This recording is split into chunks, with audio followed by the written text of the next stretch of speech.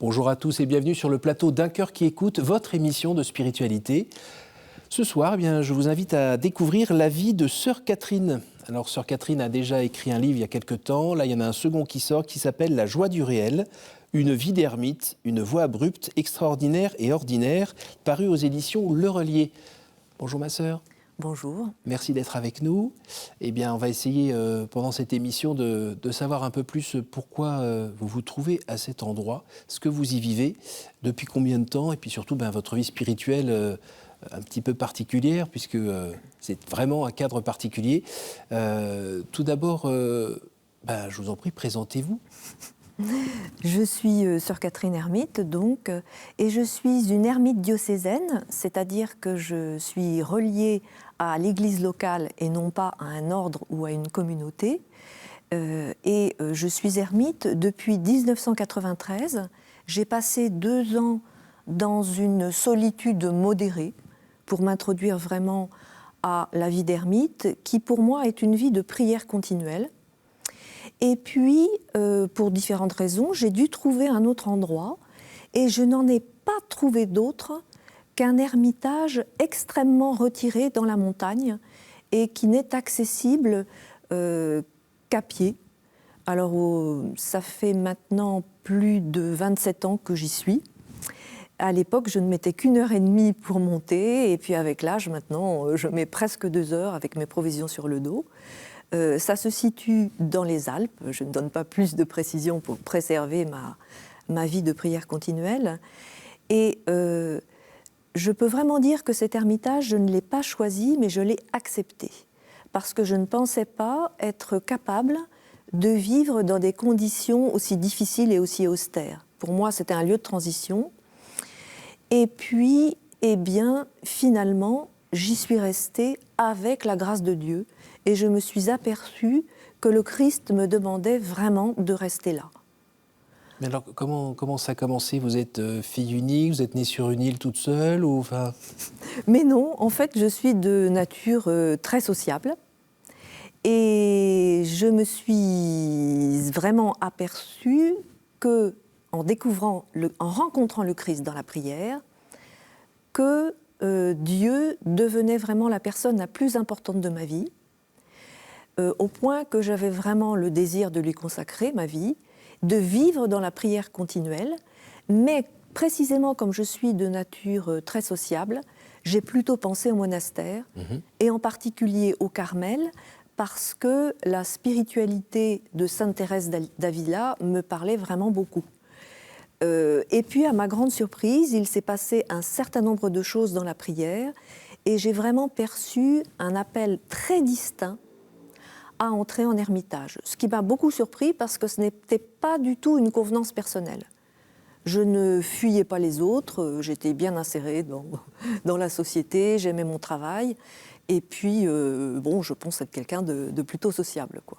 Vous travailliez dans quoi à l'époque ? Je travaillais dans des petites entreprises. J'aimais beaucoup l'univers de la petite entreprise à taille humaine, en fait.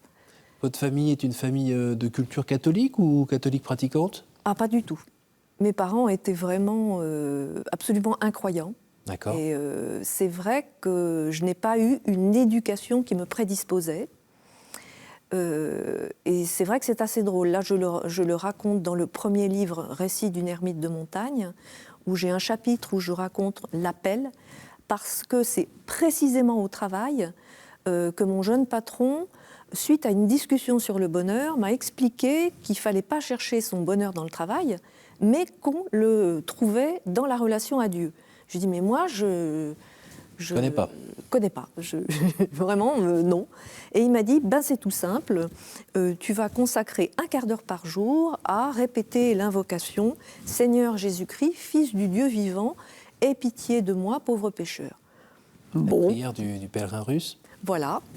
Et ce que j'ai fait par respect pour lui, parce qu'un jeune patron qui est capable d'arrêter ses activités pour vous expliquer ça, pendant les horaires de travail, c'est quand même pas banal. Oui. Donc vraiment, je l'ai fait. Et j'ai vraiment joué le jeu, même si je n'étais pas du tout convaincue. Et à ma grande surprise, j'ai été vraiment inondée d'amour. Et assez rapidement, au bout de 15 jours, oui, c'est vraiment fou. C'était, je ne sais plus, vers 25-27 ans, grand maximum.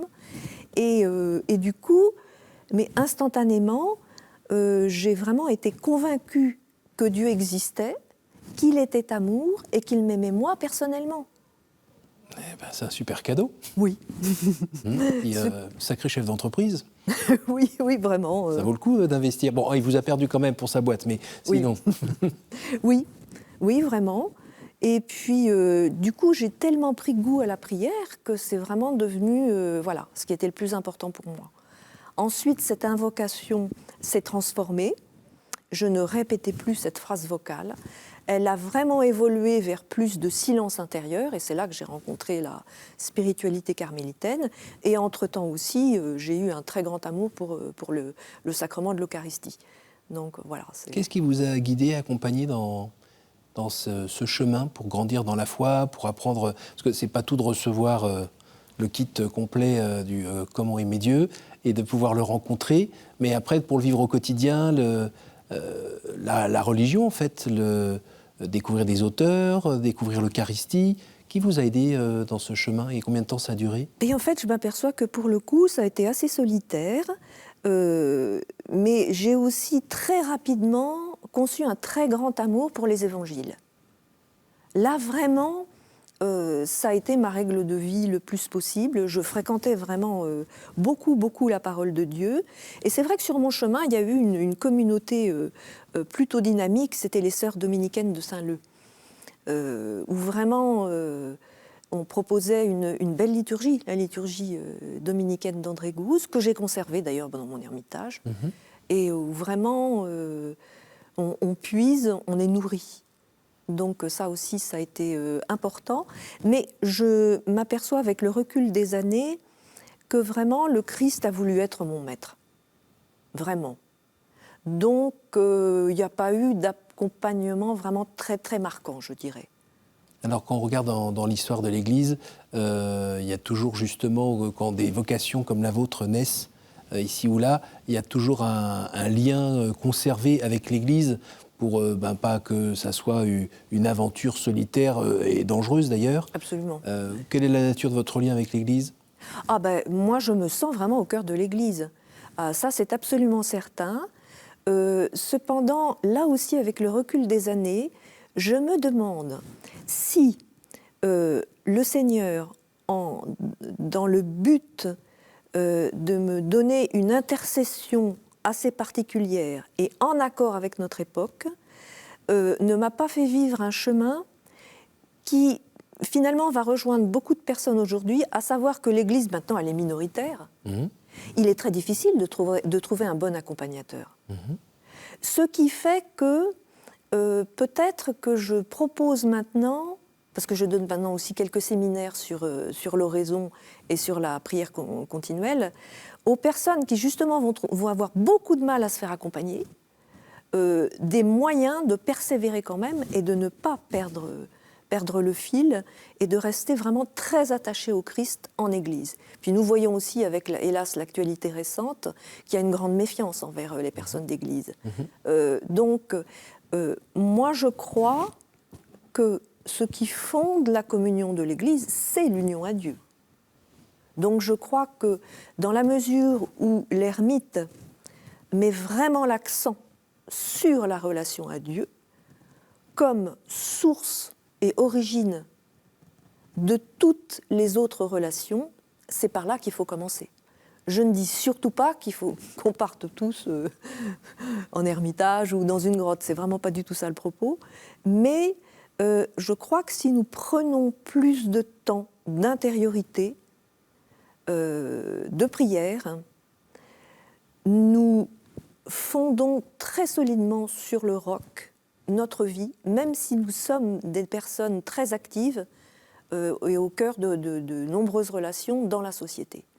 Je crois que c'est ça le cœur de notre fécondité. Alors quand on pense à l'ermite, on peut partir assez loin et vous imaginez en train de manger du miel et quelques sauterelles bien séchées.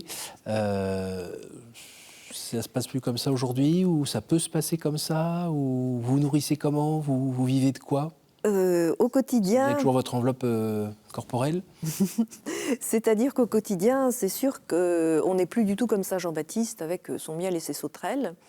Il y a aussi une très grande variété parmi les ermites. Depuis la personne qui va être tout simplement dans une sobriété mesurée, assez proche d'un village, jusqu'à moi, qui semble être une des ermites les plus retirées, puisque j'ai, entre 1h30 de marche, au début où je me suis installée dans cet ermitage, et plutôt 2 heures maintenant que j'ai pris de l'âge. Donc il faut que je porte ma nourriture sur mon dos. Donc forcément, ça implique aussi une certaine sobriété parce que mes forces sont quand même limitées. Je ne peux pas cultiver grand-chose parce que c'est vraiment une crête rocheuse battue par les vents où il y a très peu de terre et aussi très peu d'eau, de moins en moins d'ailleurs. Donc je ne peux pas faire pousser, donc il faut que j'aille comme tout le monde faire mes courses, à ceci près qu'il faut que je porte sur mon dos. Et vous buvez quelle eau? Alors ça, c'est aussi vraiment un très gros souci. Il y a un petit ruisseau un peu plus haut? Il y a une source. Il y a une source qui a le gros défaut depuis 2003 de tarir l'été. Oui. Mais en 2003, j'ai eu aussi un autre très beau cadeau, c'est que cette source a tari, et elle a tari très tôt, hein, début juin. Donc là, c'est vraiment... C'est ce que je fais, quoi. Oui, parce qu'on peut se rationner sur la nourriture, mais on ne peut pas vivre très longtemps sans eau, hein, c'est pas possible. Donc j'ai tenu le plus longtemps possible en descendant chercher l'eau au pied de la montagne, mais rapidement je me suis trouvée exténuée. Je l'ai fait en me disant, ben, mon Dieu, c'est que peut-être à l'autre bout du monde, il y a besoin d'un gros sacrifice, alors ben, on va le faire, il n'y a pas de souci. Puis il y a vraiment eu un moment où c'était plus possible, quoi. Je sentais que c'était plus possible. Oui. Et je me dis, mais je ne comprends pas.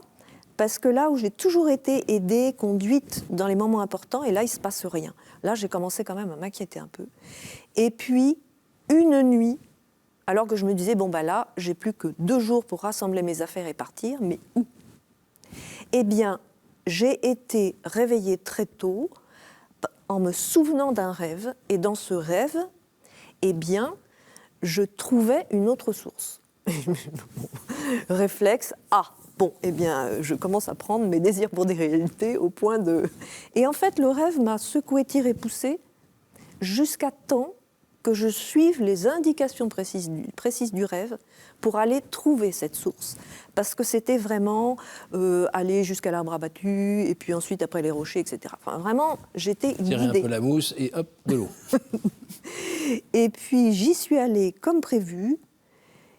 Et puis, à ma grande surprise, eh bien, j'ai trouvé un filet d'eau qui ne tarit jamais, puisque c'était à la fin de la canicule de 2003. Donc, j'ai trouvé une autre source. Et c'était m'indiquer sans mots que je pouvais rester, et même que je devais rester. Alors, vraiment, c'est... voilà. Donc, mais c'est vrai que, voilà, pour l'eau, c'est un souci. Et ça me met finalement en communion avec toutes les régions où c'est difficile d'avoir de l'eau. Et puis on le voit bien avec le dérèglement climatique, l'eau devient un problème mondial. Hein. Donc ben voilà, c'est aussi un aiguillon pour la prière. Et vous vivez de la générosité des gens?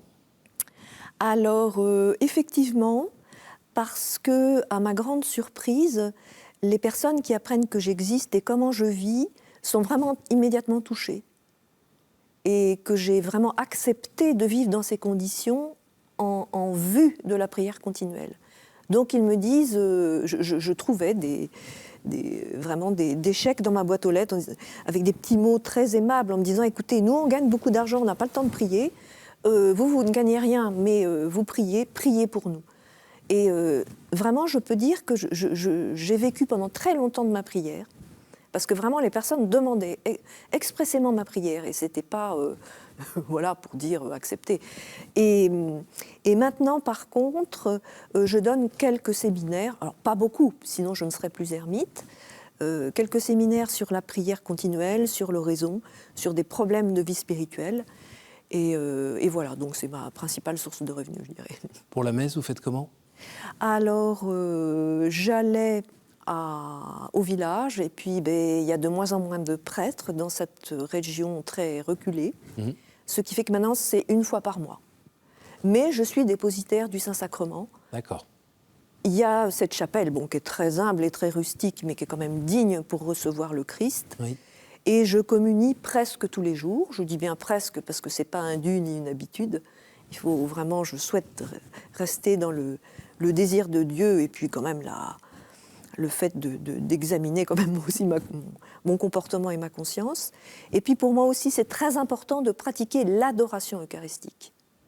Parce que c'est un don immense. Et je ne crois pas que le simple fait d'aller à l'Eucharistie nous renseigne sur la grâce que Dieu veut nous donner chaque jour et sur vraiment ce qu'il attend de nous chaque jour. Parce que vraiment, le Christ a une attente sur nous. Et moi, chaque jour, j'essaye vraiment de me remettre « Seigneur, aujourd'hui, qu'attends-tu de moi précisément ?» Et il vous répond ? Au début, on n'entend rien. Mais petit à petit, on s'habitue au silence et on s'aperçoit qu'effectivement, il s'exprime. Il s'exprime, il a des demandes, il a des attentes. Et petit à petit, avec les années, on fait vraiment la différence entre notre propre volonté et la sienne. Et c'est extrêmement précieux parce qu'il peut ainsi nous prévenir de dangers qui peuvent nous menacer, par exemple. Et bien souvent, je n'ai pas eu le sentiment de l'écouter comme je peux vous écouter par exemple en ce moment, mais je m'aperçois que je l'ai vraiment entendu parce que j'ai pris des options, j'ai fait des choix qui vraiment me protégeaient de dangers qui se sont manifestés après coup. Notamment des dangers spirituels ? Beaucoup de dangers spirituels, oui. Comme lesquels par exemple Là, je n'ai pas vraiment d'exemple précis, mais je me souviens quand même très bien qu'au début de mon chemin, quand je me suis installée là-haut, vraiment, je pensais que j'avais à travailler sur moi-même parce que je pouvais être assez quand même coupante dans mes propos ou assez brutale. Donc je me disais, oh là là, c'est inconfortable quand même dans la relation, je vais travailler là-dessus sur moi. Et vraiment, j'ai perçu distinctement un blocage et que le Seigneur me disait « Mais non, moi, je te demande de travailler sur autre chose. » Ah bon ? Mais moi, vraiment, je croyais que c'était ça qui était important. Et effectivement, il m'a demandé de travailler sur autre chose, ce qui fait que vraiment, ça plonge dans l'humilité parce qu'on a beaucoup de mal à quitter sa propre idée pour justement faire quelque chose qu'on ne comprend pas bien et en plus, on ne voit pas que c'est important. Ce qui fait que c'est une très bonne école d'humilité et de chercher quand même à substituer sa volonté et de choisir celle du Christ. Et vraiment, même si c'est laborieux et très humble, parce qu'on se surprend tout le temps à dévier vers sa propre volonté, eh bien, c'est quand même extrêmement fécond. Et ce travail est très profitable. Parce que le jour où, précisément, il y a besoin très rapidement de renoncer à sa propre volonté, si on n'a pas pris le pli, on voit ce qu'il y a à faire, mais on ne peut pas le faire. Donc, très sincèrement, ces temps d'adoration eucharistique et aussi d'oraison silencieuse, moi je considère qu'ils sont essentiels, et pas seulement aux personnes contemplatives, aussi aux personnes dans le monde, parce que dans la société d'aujourd'hui, il y a quand même beaucoup de choses trappes. De coups tordus, de personnes qui veulent vous emmener ici, là, sur leur territoire, alors que, vous, en tant que chrétien, c'est pas du tout l'option que vous vouliez. Alors, on vous imagine quand même petite chose frêle dans la montagne, avec la nature qui est tout autour, qui, elle, est très forte. Il fait froid, il fait chaud, il y a du vent, il y a de la neige, il y a des animaux. Oui. Voilà, donc vous êtes là, avec votre présence à côté, vous ne voyez pas grand monde. Est-ce que vous n'êtes pas une jolie cible pour le diable ? Il est certain qu'il a essayé. Maintenant, il ne faut pas le voir non plus trop partout, où il n'est pas en particulier. Il est certain que la vie érémitique, il y a beaucoup, beaucoup d'illusions possibles. Ça, c'est certain. En particulier, de passer son temps à se scruter soi-même sous prétexte de Dieu. Là, c'est clair. Je me suis aperçue qu'il y avait vraiment une condition qui était indispensable pour partir en veille érémitique, c'est premièrement d'être appelé, Il ne faut pas s'appeler soi-même. Il ne faut pas que ce soit une convenance personnelle. Parce que, par exemple, on aurait du goût pour la solitude. Et deuxièmement, beaucoup de droiture.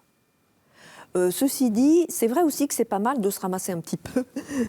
Parce que, ben voilà, ça plonge dans l'humilité. Puis quand on voit dans quel vraiment trou on est capable de tomber, avec toutes les meilleures intentions du monde, bon, on en rabat. Et puis vraiment, on cherche à tenir sa règle et à être vraiment, mais authentiquement dans la recherche de la volonté de Dieu. La fidélité à la prière, oui. La fidélité au rendez-vous avec lui. Oui. Parce que le côté combat spirituel, normalement, vous devez être un petit peu concerné par là-haut. Oui, il y a évidemment des combats spirituels. On dit les pères du désert, ça revient assez souvent. Oui. Il est certain qu'il se passe... Bon, il y a plusieurs phases tout de même, en ce sens qu'il faut déjà travailler sur soi pour se conformer le plus possible au Christ. Sinon, bon, qu'est-ce qu'on peut lui apporter dans la prière si on reste dans des comportements strictement humains? Il faut vraiment viser à se laisser investir par l'Esprit Saint. Personne ne peut dire qu'il est vraiment habité en permanence, mais bon, tout de même, pour la prière, bon, par simple amour de Dieu et de l'autre, c'est vrai aussi qu'il y a une deuxième phase où on se rend bien compte que si on a été appelé à la prière continuelle, ce n'est pas pour savourer des délices spirituels dans son petit coin, c'est pas pour sa propre sanctification, c'est aussi, bon, ça peut faire un peu pompeux, mais pour le salut du monde. Et c'est vrai que il peut arriver qu'on endosse des combats à la place d'autres personnes. On garde pour soi, comme le Christ l'a fait finalement, tout ce qu'il y a de dur pour que les personnes puissent choisir plus librement Dieu. Et c'est vrai que c'est gratifiant, et moi je pense que c'est un très grand facteur de joie. Alors on est en 2022, les ermites, il n'y en a pas plein les montagnes. Vous avez écrit ce livre, dans quel but ? Je pense pour plusieurs raisons. La première est peut-être que cette vie est méconnue. On ne sait pas très bien ce qui s'y passe. Je ne peux pas dire que je suis le porte-parole de tous les ermites, bien entendu, puisqu'il y a une très grande variété. Par exemple, moi, je mets beaucoup plus l'accent sur l'oraison et j'ai beaucoup moins d'offices. Et puis, il y a certains autres ermites qui vont vraiment dire tous les offices, y compris le lever de nuit. Moi, pas du tout, je dors comme une bûche. Bon. Mais ceci dit, il y a aussi le fait vraiment de faire connaître cette vie, de faire bien comprendre que ce n'est pas une fuite des responsabilités ou une fuite des soucis, parce que honnêtement, moi qui ai vraiment connu les deux, je peux dire qu'on a beaucoup plus de graves soucis en solitude qu'en société, ne serait-ce qu'à cause de vraiment la difficulté de cette vie, hein, qui est quand même très très très rude.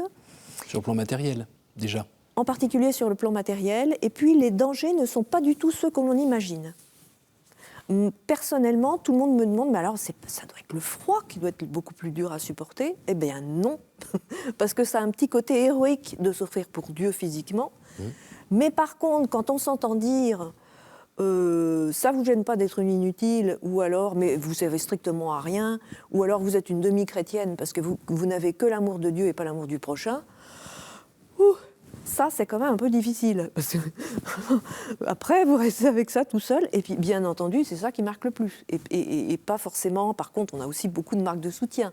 Mais ça, c'est quand même difficile. Et je crois que je voulais faire comprendre ce qui se passait vraiment dans une vie contemplative, faire comprendre qu'il y avait un réel amour de l'autre, mettre aussi en garde contre les dangers. Parce qu'il y a des illusions, il y a des personnes qui se recherchent elles-mêmes. Et honnêtement, ça ne donne pas de beaux résultats. Et puis aussi, je pense que l'expérience des contemplatifs peut aider les personnes en société. Merci ma sœur, on arrive déjà à la fin de cette émission. C'est le moment où il va falloir tirer 3 cartes d'affilée. Pour la première, dites-moi un chiffre 3 et 10, s'il vous plaît. 3. Y a-t-il une parole que vous regrettez de n'avoir pas dite à quelqu'un ? Alors là, eh bien, écoutez, j'avoue que je suis très heureuse parce qu'on me considère comme une ermite bavarde et j'ai toujours fait le choix de dire les choses et de ne pas me taire. quand c'était nécessaire. Là, j'avoue que non, je n'ai pas ce regret. Question suivante, entre 1 et 10 à nouveau. 5. Quelle image vous faites-vous du paradis ? Je n'ai pas d'image à proprement parler. Par contre, j'ai l'impression d'y avoir un petit peu goûté précisément dans l'oraison qui procure une très grande joie, qui est en fait la joie de Dieu quand il est content de vous. Ça, vraiment, vraiment, je le souhaite à chaque personne dans le monde entier. Et je relisais récemment Jean Ruysbroek qui parle de cette espèce d'unité des bienheureux quand ils sont vraiment revenus à Dieu, et qui parle vraiment de cette joie profonde qui sera la joie unique de tous. Et moi, je pense que ce sera effectivement pas seulement de voir Dieu face à face, pas seulement d'être vraiment dans la béatitude trinitaire, ce qui m'a longtemps, comment dirais-je, inspiré, quoi. Pour moi, le but, c'était de vivre dans l'intimité des personnes divines, mais aussi, mais tous ensemble, dans un unique mouvement. C'est bon, c'est très difficile d'en parler, mais maintenant je crois vraiment que cette béatitude est possible. Une dernière, entre 1 et 10. 7.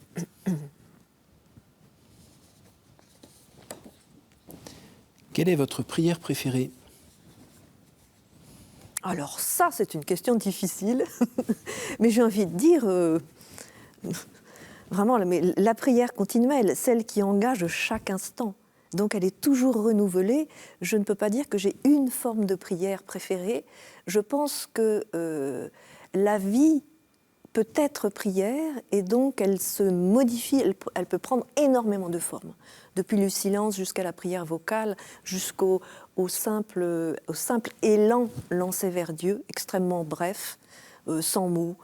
Je crois que toutes les formes de prière sont belles et désirables.